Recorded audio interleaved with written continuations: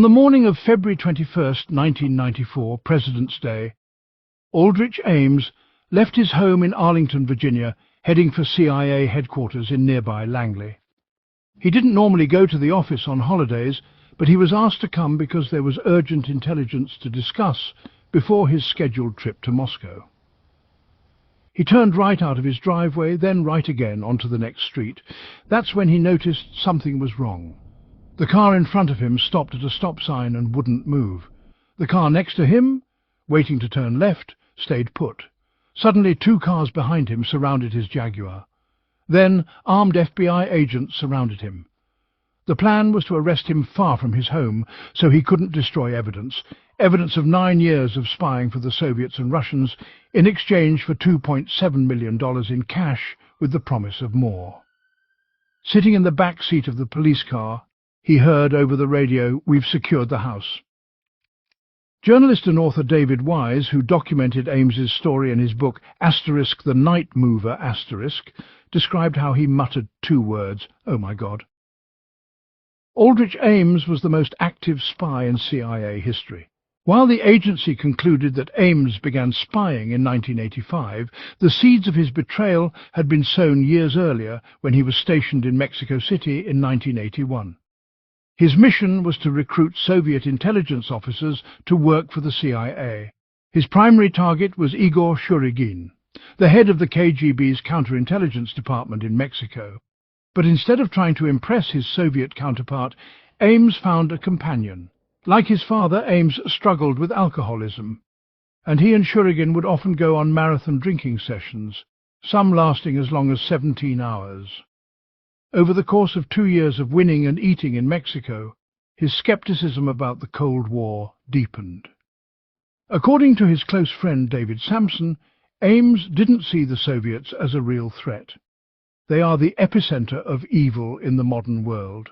He dismissed President Reagan's rhetoric about fighting the evil empire as exaggerated madness, convinced that the Soviets would only start a war if they were repulsed by American aggression. As his disillusionment with Cold War politics grew, his life deteriorated.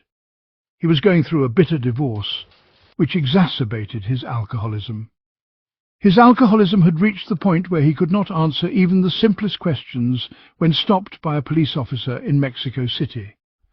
Rosario, the Colombian cultural attaché at her country's embassy and from a politically influential family, was his only hope, and they began dating. Despite negative performance reviews in Mexico City and his superior's perception of him as lazy, he continued to fail to achieve his goals. When he returned to headquarters 2 years later, he was promoted to head the Soviet branch of the counterintelligence group, overseeing the CIA's operations against the KGB outside the Soviet Union. His new boss, Rod Carlson, was never informed of his employees' alcoholism or poor performance in Mexico due to the CIA's culture of extreme secrecy. Information was shared strictly on a need-to-know basis, and Carlson apparently didn't need to know. Ames now had access to top-secret information about Soviet agents secretly working for the CIA, double agents like Valery Martinov. Martinov arrived in Washington in November 1980, officially as the 3rd secretary at the Soviet embassy, but in reality a KGB officer collecting scientific and technical intelligence. The CIA recruited him in 1982 after meeting him at technical meetings. Martinov wasn't attracted by the money, but by the thrill of espionage. One intelligence officer told author David Wise, "The thrill was Martinov was enthralled by the game. He didn't think spying for the Americans was wrong because he didn't consider us an enemy." Martinov provided the CIA with photocopied documents revealing KGB operations in America, the identities of Soviet intelligence officers temporarily stationed in the United States, and the scientific and technical secrets he was ordered to obtain. Like Martinov, Sergei Motorin was officially a 3rd secretary at the Soviet embassy in Washington, but he was also a KGB officer.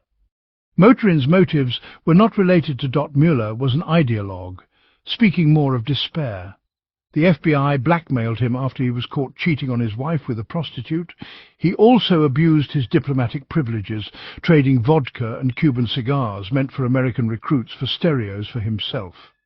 Motorin became a key agent, revealing the names of all the KGB officers at the Soviet embassy in Washington. Dmitry Polyakov, a colonel in the GRU, was one of the most important Soviet double agents. Polyakov was stationed at the United Nations in New York under diplomatic cover, working covertly for the United States for more than 2 decades.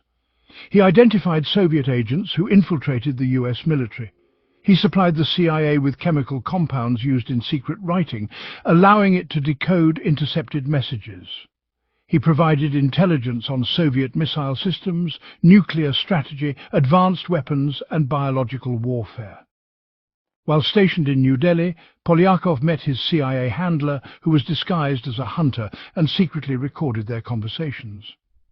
While working in Moscow, he sent signals to his CIA handlers using an accelerator transmitter, a device capable of sending an encrypted signal to the US Embassy as he passed by on a tram in 2.6 seconds.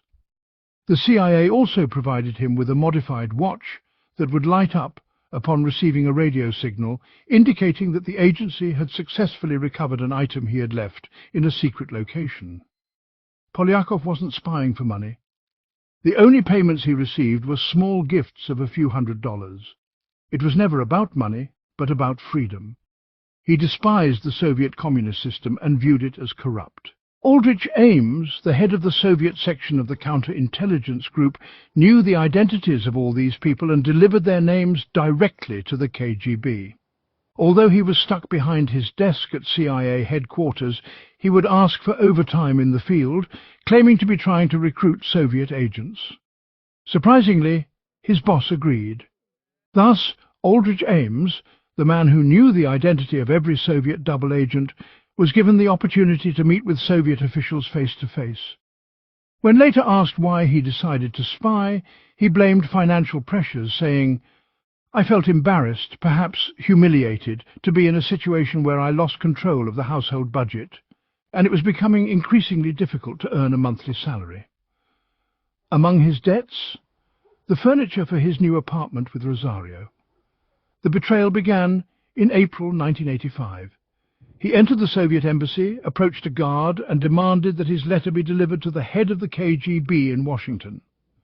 In it, Ames identified himself and listed the names of several Soviets who had secretly volunteered their services to the CIA. He demanded $50,000 in return. The following month, in May 1985, Ames met for lunch with KGB agent Sergei Chuvakin, the official first secretary of the Soviet embassy, with the goal of converting him to Islam. Chuvakin handed Ames $50,000 in cash at his request, more than enough to pay off his debts. Yet Ames couldn't help wanting more. When later asked why he continued spying, he explained, "I'm still confused about what drove me to the next steps. The fear that I had crossed a line I hadn't fully considered before. It was a very rational and intelligent plan. It was like sleepwalking. But what certainly masked it was my conviction that I had enough money to spend." In June 1985, Ames left Langley carrying plastic bags filled with classified documents. He met Chuvakin for lunch at a famous Washington, D.C. restaurant and handed him the agency's most sensitive secrets, including the names of double agents Valery Martinov and Sergei Motorin. Aldrich Ames knew he was sentencing them to death, as he later admitted when questioned by the Senate Intelligence Committee. "When you gave out those names, Mr. Ames, did you realize the significance of what you were doing and what danger these people might pose?" "Yes, it occurred to me." "Did you just conclude that it wasn't—" "I didn't stress myself." "Did it occur to you that they might be killed?" "Yes, it did." He wanted to make sure they wouldn't find out. So, when he was assigned to interrogate Viktor Yushchenko, a senior Soviet intelligence officer who had defected, he was terrified of being branded a traitor. Fortunately for him, that wasn't the case. Yushchenko identified 2 other American intelligence officers who were spying for the Soviets: National Security Agency analyst Ronald Pelton and CIA operative Edward Lee Howard. He also told the CIA about a secret laboratory in Moscow, where Soviet scientists were developing poisons, including the type that killed Bulgarian journalist and outspoken communist critic Georgy Markov. Markov was walking across Waterloo Bridge in London when he was stabbed in the leg with an umbrella, and he died 4 days later. The umbrella contained a small pellet of ricin poison.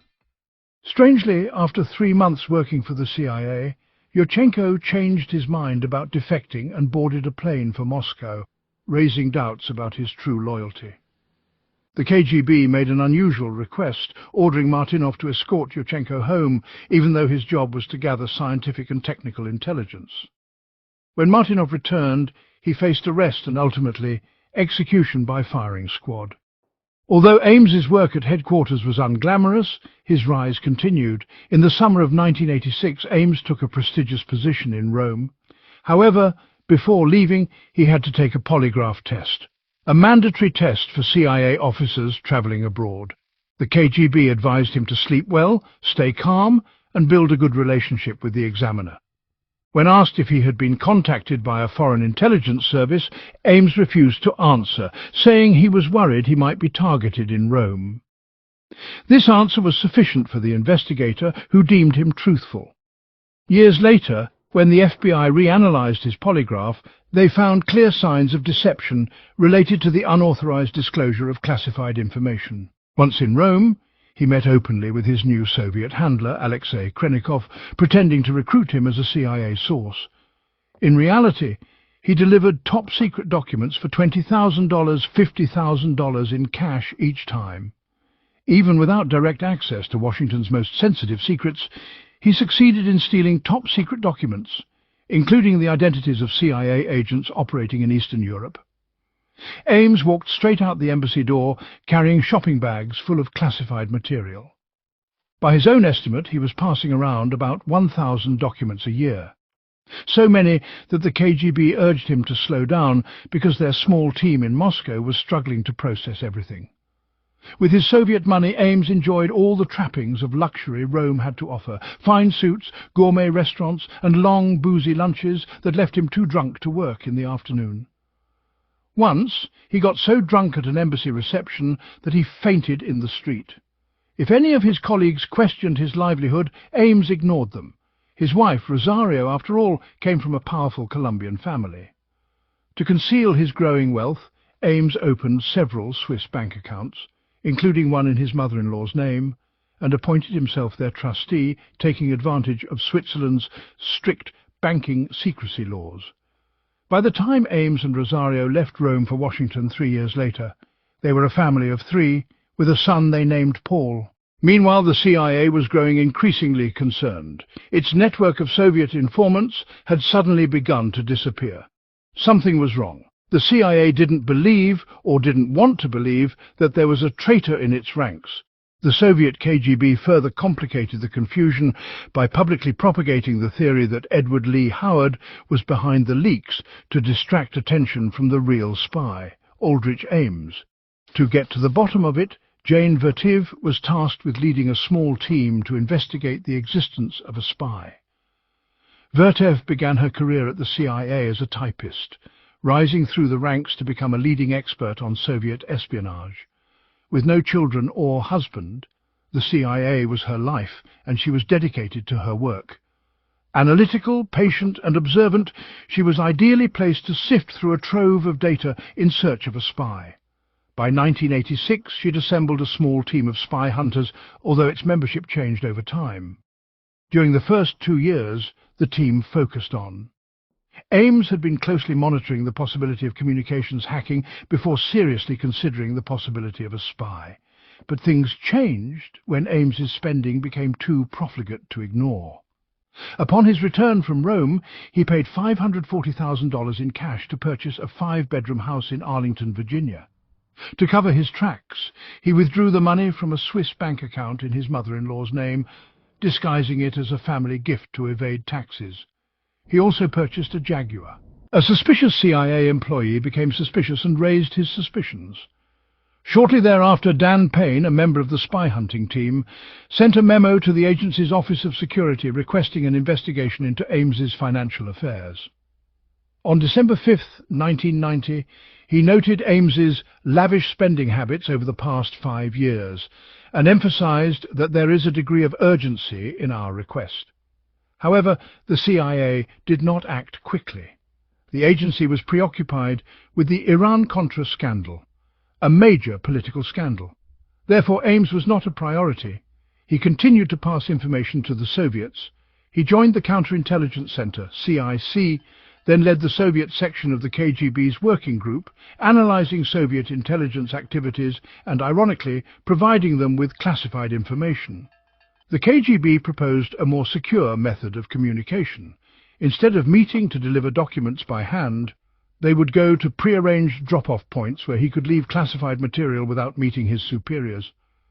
To mark the drop-off point, Ames would mark a specific mailbox with chalk, directing the KGB to pick up the package elsewhere, such as a pedestrian bridge in Bethesda, Maryland. As for his payments, the KGB would leave money at separate locations, including a drainpipe in Wheaton Regional Park, Maryland. By December 1991, with the collapse of the Soviet Union, Ames feared his payments would stop. Fortunately for him, nothing changed. The KGB had changed its name to the SVR. That same year, the CIA finally took its spy hunt seriously, partnering with the FBI, which handled counterintelligence operations on US soil. When investigators secretly examined Ames's finances, they discovered that he had deposited hundreds of thousands of dollars in cash into his bank accounts, a sum far in excess of what his $69,000 salary could account for. The CIA deliberately reassigned Ames to the Drug Enforcement Center to distance him from KGB operations. The spy hunt closely monitored his retake of a polygraph test in 1991, a routine procedure administered every 5 years. However, in a fatal error, the polygraph examiners were not informed of the suspicions surrounding his wealth and never asked him about its source. When asked whether he was working for a foreign intelligence service, he showed no signs of deception. But when questioned about his contacts with foreign nationals, the results indicated deception. Ames quickly evaded the situation, explaining that he had been in contact with his Colombian mother-in-law who'd given him money. The polygraph examiners accepted his explanation without further pressure, and once again he passed the test despite not having earned it. Once again, the investigation foundered. But this time, the spy hunt refused to back down. Paul Redmond, the legendary CIA spy, pressed for a retrial, convinced that Ames was the traitor. He never liked Ames, whom he considered lazy, arrogant, and incompetent. In 1992, Jane turned 60, and under CIA policy was required to retire. But she wasn't ready to retire, not while the spy was still at large, so she returned under contract, determined to complete the case. Fortunately, she did, because her escape was imminent. In August 1992, CIA officer Sandy Grimes made a discovery that changed the course of events. While reviewing Ames's bank records, she noticed a suspicious pattern. His large cash deposits always coincided with his meetings with a Soviet official, Sergei Chuvakin, the KGB officer with whom Ames frequently dined and to whom he was the first to confide in secrets in exchange for money. This was the crucial moment they were looking for.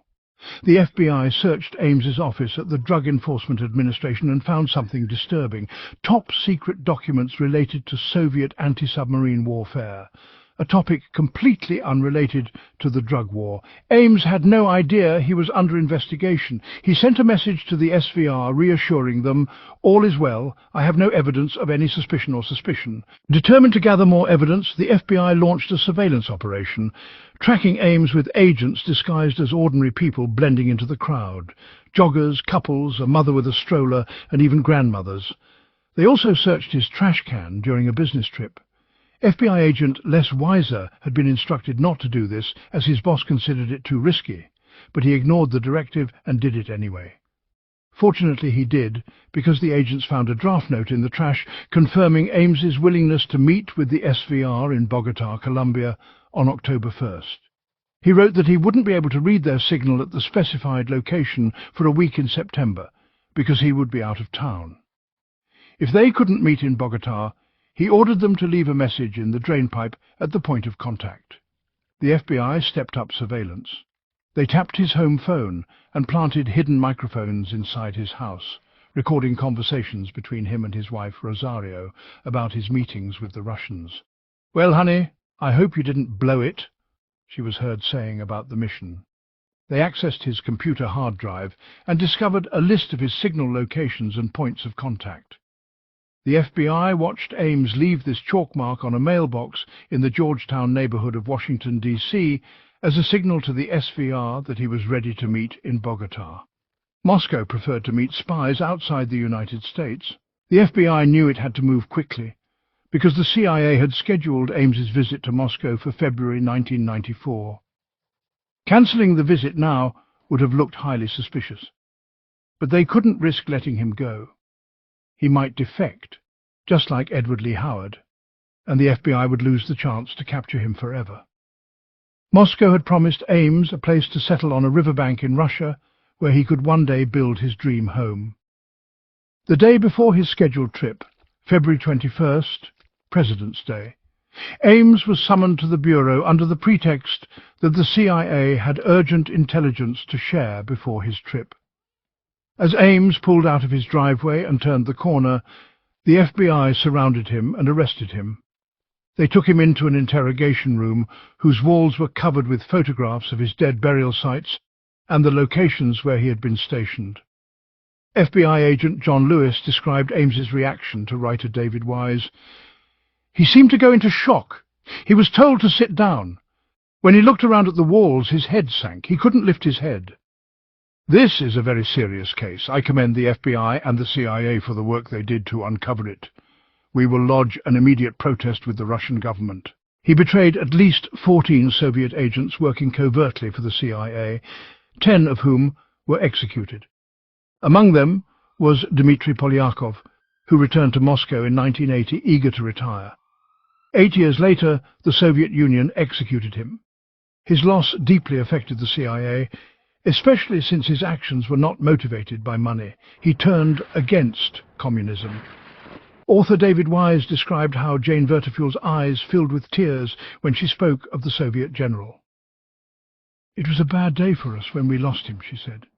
During Ames's interrogation of Jane, he admitted that when he realized the KGB was arresting double agents at an alarming rate, he tried to convince the Soviets to shift suspicions to her.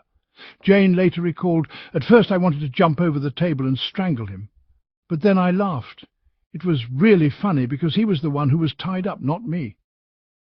Aldrich Ames pleaded guilty to espionage charges. Before his sentencing, he told the court, "I am deeply sorry for the catastrophe my betrayal of trust has caused to my wife, my son, and everyone who loved or cared about me.